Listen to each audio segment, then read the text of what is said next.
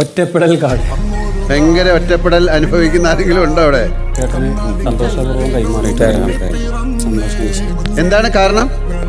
ഇവിടെ തെറ്റുകളെ അക്സെപ്റ്റ് ചെയ്യാത്ത രണ്ടുപേരാണോ എന്ന് അനീഷേട്ടൻ അനുഭവം.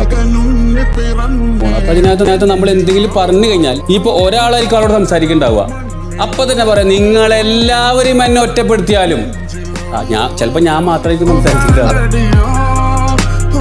അപ്പൊ അതിൻ്റെ ഒരു ബന്ധനാണ് ഈ ഡയലോഗ് കണ്ടുവരും. ഇത് ട്രെയിൻഡ് ആൻസർ ആണത്. അത് മാത്രമല്ല നമ്മളെല്ലാവരും മലയാളത്തെ ഒറ്റപ്പെടുത്തുന്നു. അതായത് ഈ ഒറ്റപ്പെടുക എന്ന് പറയുന്നത് പുള്ളിയുടെ ഒരു സംഭവമാണ്. അതായത് നമ്മളിവിടെ എല്ലാവരും കൂടിയിട്ട് ഇവിടെ ആദ്യം ഗുഡ് മോർണിംഗ് പറഞ്ഞിരുന്ന ആള് പെട്ടെന്ന് ഒരു ദിവസം സുപ്രഭാതം ആക്കുന്നു. എന്നിട്ട് നമ്മളെല്ലാവരും ഗുഡ് മോർണിംഗ് പറഞ്ഞിട്ട് മലയാളത്തെ നമ്മൾ ഒറ്റപ്പെടുത്തുന്നു. എന്നെ മലയാളം സ്നേഹിക്കുന്ന എന്നെ എല്ലാവരും കൂടി ഒറ്റപ്പെടുത്തുന്നു. ഞാനാണ് നീതിമാൻ, ഞാനാണ് ധാർമ്മിക മനോഭാവമുള്ള ആള്,